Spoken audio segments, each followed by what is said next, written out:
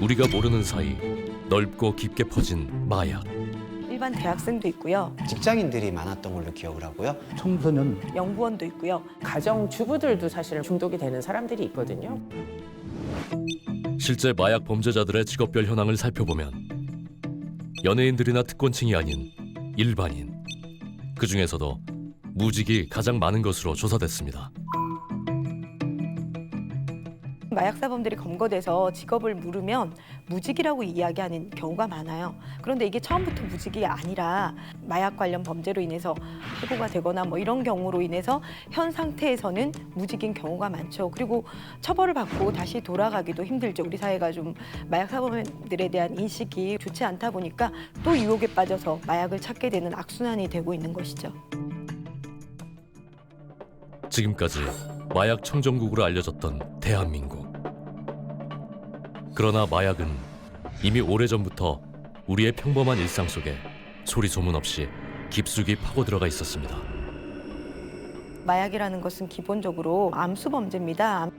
검거되지 않은 사건들을 통칭해서 암수 범죄라고 하는데 드러나는 통계보다 한 몇십 배는 더 많다라고 봐서 20-30만 명 정도까지도 추정을 할 수 있을 것으로 보입니다. 예측 마약 범죄자 수 약 30만 명. 현재 세종시 인구와 맞먹는 결코 적지 않은 수. 우리는 실제 마약을 경험한 이들에게 처음 마약을 접했던 순간을 직접 들어봤습니다. 고등학교 미국 다닐 때 주위 친구들 통해서 알게 됐었어요. 이거 되게 신기해. 이거 되게 좋아. 이러면서 추천해서. 마약은 17살 때 시작했고 한 25년 이상 된 것 같고 친구들이 기분이 좋아진다 그러고 그 후로 9번을 내가 지옥을 갔으니까요. 원래 전공이 디자인이에요. 그래서 그쪽 애들이 워낙 대화를 많이 하니까 저도 뭐 별 죄책감 없이. 저도 매번 사건을 할 때마다 의뢰인들한테 왜 시작을 했냐라고 물어봅니다. 근데 실제로 가장 많은 사람들이 대답하기를 호기심에 접하게 됐습니다. 마약을 시작한 대다수의 처음은 호기심. 마약류 범죄 백서에도 마약을 처음 하게 된 동기에 대해서 통계가 나와 있는데 거기도 상당 부분이 호기심이나 권유가 굉장히 좀 수치가 높은 상황입니다. 호기심으로 쉽게 접하는 곳 중 하나로 알려진 클럽. 현장에서 검거되는 피자들도 보면은 클럽이나 하우스 파티를 하면서 놀면서 흥을 좀 더 업시키기 위해서 지혜칩이나 기타 마약을 그 맛은 좀 짠맛이 나고요. 술이나 주스에 타면은 모르고 마셨을 때는 분간할 수도 없고. 극악무도한 물뽕의 정체는 무엇일까? 물뽕의 정식 명칭은 감마 하이드록시낙산, 줄여서 GHB라 부릅니다. 1964년 프랑스 외과 의사 앙리 라보리가 개발한 GHB는 갑자기 잠에 빠지는 질환인 기면증 환자들을 위한 치료제였고, 그걸 깨울 때 쓰는 약이라 조금 먹으면 반짝하고 기운이 나요. 양이 많아지면 의식을 잃게 됩니다. 운동선수들의 체력 증진용으로 쓰이기도 했습니다. 하지만 GHB는 이제 미국에서 남용되기 시작하면서 데이트 강간약으로 많이 사용이 되는 남용되는 약물들이거든요. 그러니까 이제 미국에서는 그걸 예방하기 위해서 강간약 성분이 있는지를 검사를 할 수도 있는 그런 키트도 개발이 돼 있고, 근데 부모들이 이제 갈 때도 항상 자기 잔을 갖고 가서 뭐 그런 교육도 시키고 하고 있죠. GHB는 미국에서 가장 엄격히 통제하는 약물 중의 하나로 소지만 해도 캘리포니아주의 경우 최소 9년, 텍사스주의 경우엔 최소 20년의 징역이 내려집니다. 미국에서 성폭력 범죄에 주로 사용되는 신종 마약 GHB, 일명 물뽕이라는 게 국내에서 유통되고 있는 게 확인됐습니다. GHB가 우리나라에 처음 등장한 건 1998년. 한 남성이 미군을 통해 밀매하려다 적발되면서 수면 위로 떠올랐고, 물뽕 용어 역시 당시 이 사건을 수사한 검사가 처음 칭한 것이 시초가 됐습니다.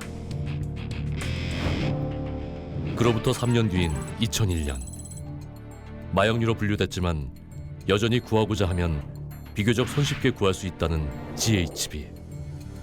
2010년대에는 화학과 교수가 그 자기 연구실에서 GHB 320g을 만들어서 판매하려다 적발된 사례도 있어가지고요.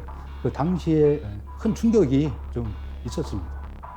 가장 많이 거래되는 마약은 비교적 쉽게 구할 수 있다는 물뽕이 아닌 바로 필로폰, 메스암페타민. 우리나라에서 2018년에 압수된 마약류가 426kg입니다. 이 중에서 메스암페타민, 필로폰이 223kg 되고요. 223kg이라면은 743만 명 정도가 투여할 수 있는 양이라고 보시면 됩니다. 냄새가 없는 하얀 가루로 중추신경을 자극, 몸의 감각을 예민하게 만드는 필로폰. 필로폰 하는 사람들이 의미 없는 행동들을 반복하는 경우가 많아요. 시간관념이 없어집니다. 잠깐 한 것 같은데 보면은 깨고 나면 몇 시간 동안 똑같은 일을 반복하고 있는 거죠. 무엇보다 마약 중독자의 문제로만 끝나지 않는다는 것. 상습적으로 필로폰을 투약하면서 총알 어린이집 택시를 통학버스 운전해온 운전기사 등 택시기사 7명이 필로폰을 투약한 혐의로 경찰에 구속됐습니다. 환각 상태에서 벌어진 끔찍한 사건들. 필로폰을 투약한 채 도로 위를 달린 택시 운전기사부터 필로폰 상습 투약자가 아이들을 태운 버스를 운전한 사건까지 위험한 질주는 계속 일어나고 있습니다. 필로폰은 각성제이기 때문에 평상시보다 시야가 확 넓어지고 자신감도 생기죠. 근데 이제 아슬아슬한 그런 스릴을 즐기게 되니까 사고 나기 쉽죠. 지난 4월 선원을 태우고 바다로 나간 한 선장. 약을 먹었지. 기운 없이 일로 못 하겠네. 약을 먹었다고요? 마야. 마약 사실을 자진 신고한 그가 한 달 동안 투약한 필로폰 횟수만 무려 14차례. 이 밖에도 흉기 난동, 방화 등 마약 중독자들의 끔찍한 행동은 점점 더 급증하고 있으며 우리의 평범한 일상을 위협하고 있습니다.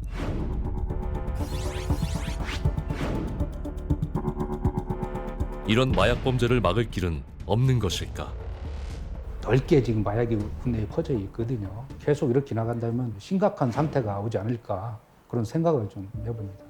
마약 전담 경찰관이 144명이 있고요.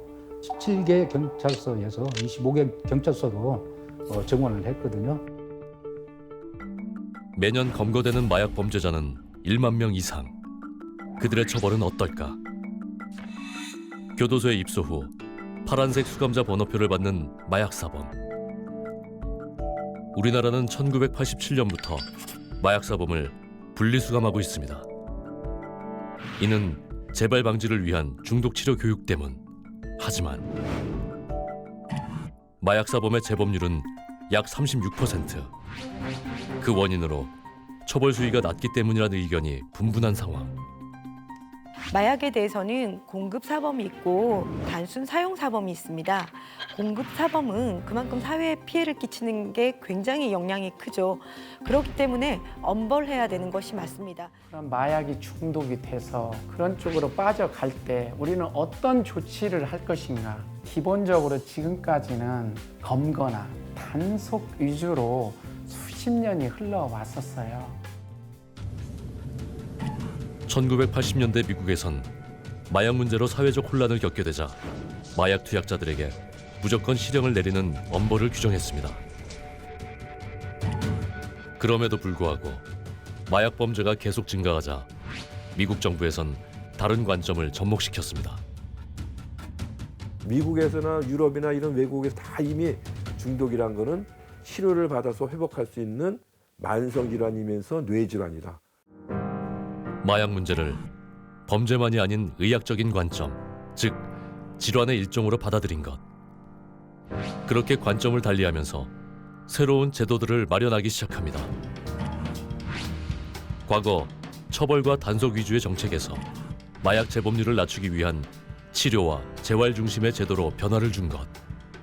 미국이나 호주는 마약류 범죄에 대해서 별도의 법원이 있어가지고 감독하면서 하고 있는데요.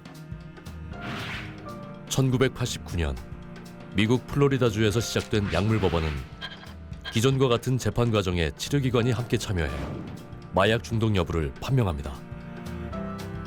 약물 법원의 궁극적인 목적은 마약 중독과 범죄 행위를 중단시키고 연계된 치료기관에서 재활치료를 받아 다시 사회로 복귀시키는 것입니다. 치료가 얼마나 효과적인지를 알았기 때문에 많은 중독자들은 다 치료를 보내는 게 선진국인데 우리나라는 아직 그러지 못하고 있죠. 병원들이 지금 저희 나라가 21개인가 22개의 지정 병원이 있는데 현재 우리나라에서 마약 중독자가 치료받을 수 있는 지정병원은 전국에 겨우 21곳. 심지어 수도권에 몰려있는 상황. 문제는 병원의 수만이 아닙니다. 우리나라의 치료 재활 예산은 제가 이건 과감하게 하면 거의 빵이라고 해도 과언이 아니에요. 2009년도까지만 해도 예산이 1억 3천만 원 정도까지 갔습니다. 그러나 작년까지 굉장히 많이 떨어졌어요. 6, 7천만 원까지 떨어졌고 올해 다시 1억 2천만 원까지 증액이 됐다고 하지만 마약에 대해서는 굉장히 예산이 지금 열악합니다. 중독 치료에 대한 지원이 부족한 현실 때문에 민간에서도 마약 중독 극복을 위한 재활 시스템이 시작되고 있습니다. 이쪽은 지금 입소자 방이고요. 여기 2명이 생활을 해요. 이쪽에서 2명이 생활을 하고 여기가 제일 중요한 데인데 여기가 이제 저희가 미팅 장소죠. 미팅하고 하루에 시작을 미팅부터 시작하니까. 마약 중독자들의 자립심을 키우기 위한 입소형 자활 공동체 다르크. 2002년 국내에 처음 생겨 현재 서울과 남양주 2곳에서 운영 중입니다. 이거는 일본 시스템이에요. 거기도 문제의식을 가지고 있었던 중독자가 한 사람이 있었죠. 곤도진 여상이라고. 왜 알코올은 치료재활시설이 많은데 약물 환자는 왜 없는 거냐 이런 문제의식을 가지고 이제 출발을 했고 이제 모든 사람이 중독자예요. 스태프도 중독자, 관리자도 중독자, 다 중독자. 회복 중인 중독자가 회복하고자 하는 중독자를 돕는다 개념인데 마약 중독 재활 치료가 어려운 이유는 시설 부족만이 아닙니다. 지금 여기 빌리는데도 내가 마약 중독자들 데리고 일할 겁니다. 이거 빌려주십시오 하면 이게 빌려주겠어요? 남자들끼리 모이고 살아요. 그러면 그냥 인터넷 사업 합니다. 이렇게 얘기하고 말이죠. 다르크라고 써붙여가지고 좀 디자인 그룹이에요. 아 디자인의 D자구나 그래. 그렇죠 뭐. 무려 15년 동안 마약에 의존했던 그가 지금까지 마약을 끊는 데 큰 도움이 된 또 하나의 프로그램이 있습니다. 저는 계속 이쪽 환경에 있었어요. 치료 환경에. 그래서 막 모임의 필요성을 느끼고 이러는데 한 3년에서 5년 저녁 미팅을 제일 중요했어요. 그때 이제 마음이 잡히더라고. 그래서 바로 약물 중독 재활 치료 목적으로 만들어진 자발적 모임 NA입니다. 맨 처음에는 저는 깔봤어요 모임을. 여기 니네 다 정가 합쳐도 100%보다 안 되는데 니네들이 어떻게 나를 이해를 해. 힘든 거, 기쁜 거 뭐든 편하게 말하고 가라. 솔직하게 얘기를 해. 자기에 대해서. 차츰차츰 나가다 보니까 이 경험담이나 체험담을 얘기를 하니까 옛날에 제가 보이더라고요.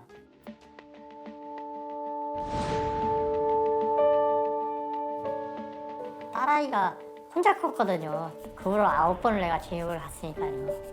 바깥에 사회에서 몇 달 다 못 버티고 왔으니까 혼자 큰 거랑 마찬가지예요. 그러니까 다 같이 산 거는 딸이랑 2년도 채 안 되는 거예요. 24살인데. 자신의 모습을 털어놓고 공유를 함으로써 이제 그 단약의 의지가 서로 다 같이 강해지는 거죠. 뭔가 야, 우리 다 같이 끊을 수 있어가 되는 거죠. 회복자들이 자신의 회복에 대한 경험을 가지고 서로 다른 중독자들을 회복시키는 일을 하자. 근데 그게 효과가 굉장히 좋아요. 경험자가 회복된 경험을 가지고 하니까 그래서 전 세계로 다 퍼졌습니다. 현재 전 세계에서 운영되고 있는 익명의 재활치료 모임 NA. 우리나라에 1997년 처음 도입된 후 매주 4곳에서 모임이 열리고 있습니다. 그래서 절대 마약은 정당화될 수 없죠. 근데 어떻게 회복할지를 몰라요 정말. 그게 안 돼서 저는 안타까워요.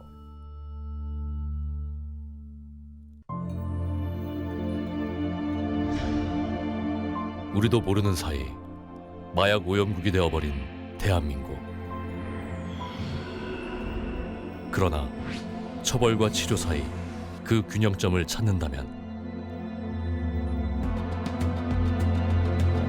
마약 청정국으로 되돌아갈 기회는 아직 남아 있습니다.